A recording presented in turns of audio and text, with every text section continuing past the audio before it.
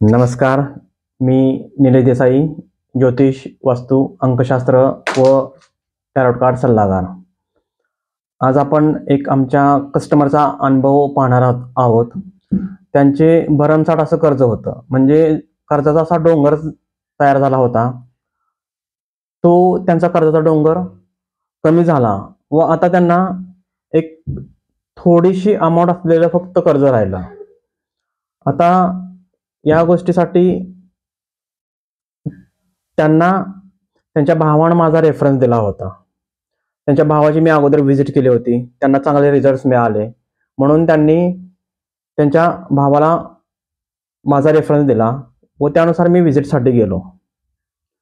घराचं निरीक्षण केल्यावर असं लक्षात आलं की हॉलचा मुख्य दरवाजा हा ईशान्य भागात होता.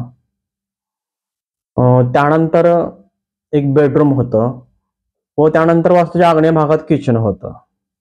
आता ही वास्तुरचना बघितली तर बऱ्यापैकी योग्य होती, परंतु यानंतर आम्हाला जे निदर्शनास आलं ते म्हणजे वास्तूच्या नैऋत्य भागात असलेलं टॉयलेट आणि बाथरूम आणि वास्तूच्या उत्तर भागात असलेला सेप्टिक टँक. आता नैऋत्य दिशा काय करते? नैऋत्य दिशा तुम्हाला स्थिर स्थावरता मिळवून देत नाही, आयुष्यात स्थिरता लाभून देत नाही, तुम्हाला कामात यश मिळवून देत नाही. या गोष्टीत असं झालं होतं की नैऋत्य दिशेला टॉयलेट बाथरूम असल्यामुळे या व्यक्तीला काही स्थिरता लाभत नव्हती. नुसतंच कष्ट करणं, कष्ट करून हवा तेवढा मोबदला न मिळणं व कर्जाचा डोंगर वाढत जाणं, यासाठी ही नैऋत्य दिशा कारणीभूत होती. याच दिशेबरोबर उत्तर दिशा ही तेवढीच कारणीभूत होती, कारण उत्तर दिशा ही आपणास धन देते. आपणाजवळ येणारा पैसा, त्या पैशात होणारी वाढ, पैशांची होणारी बचत, या सर्व गोष्टींसाठी वास्तूचा उत्तर भाग पण तेवढाच कारणीभूत असतो. तुम्ही जर का नोकरी व्यवसाय करत असाल तर त्यात मिळणाऱ्या नवीन संधी ह्या उत्तर दिशेकडूनच पाहिल्या जातात. पण या केसमध्ये नैऋत्य दिशेला टॉयलेट बाथरूम असल्यामुळे दोष निर्माण झाला होता व उत्तर दिशेस असलेला सेप्टिक टँक, त्यामुळे दुसरा दोष निर्माण झाला होता. त्यामुळे हा माणूस पूर्णपणे कोलॅप्स झाला होता.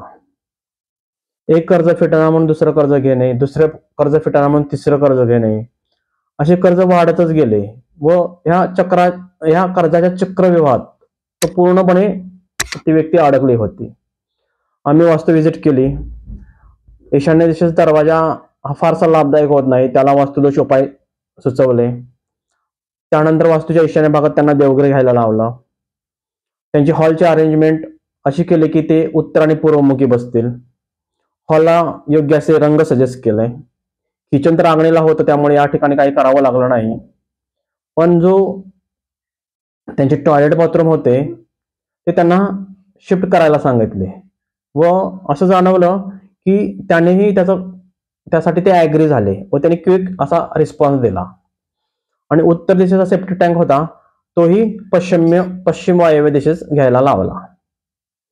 ज्यावेळी त्यांनी टॉयलेट बाथरूम शिफ्ट केले व सेप्टिक टँकचंही लोकेशन चेंज केलं, त्यांना पुढील 1-2 महिन्यात चांगले रिझल्ट्स मिळाले.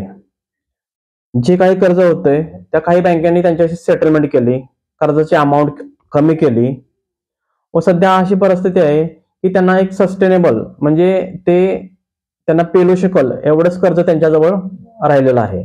म्हणजे जो जवळजवळ 50-60 लाख रुपयाचं कर्ज होतं ते अतिशय नगण्य, म्हणजे एक 6-7 लाखापर्यंत आलेलं आहे व त्यांना मोठासा रिलीफ मिळालेला आहे. तुम्ही पण जर का अशा कर्जाच्या चक्रव्यूहात अडकला असाल, तुमचेही कर्ज भरपूर कष्ट करूनही कमी होत नसेल, ते वाढतच जात असेल, तर नक्कीच आमच्याशी संपर्क करा. आम्ही तुमच्या घरी येऊ, तुमची जी वास्तू आहे ती व्यवस्थित पाहू, त्याचं ॲनालिसिस करू, जे काही दोष असतील त्याला कमीत कमी खर्चात उपाय सुचवू, जेणेकरून तुमची जी आर्थिक अडचण आहे ती नाहीशी होईल, तुमचं कर्ज हे शून्य होईल व तुम्ही सुखी, समाधानी आणि समृद्ध असं जीवन जगाल. थँक्यू.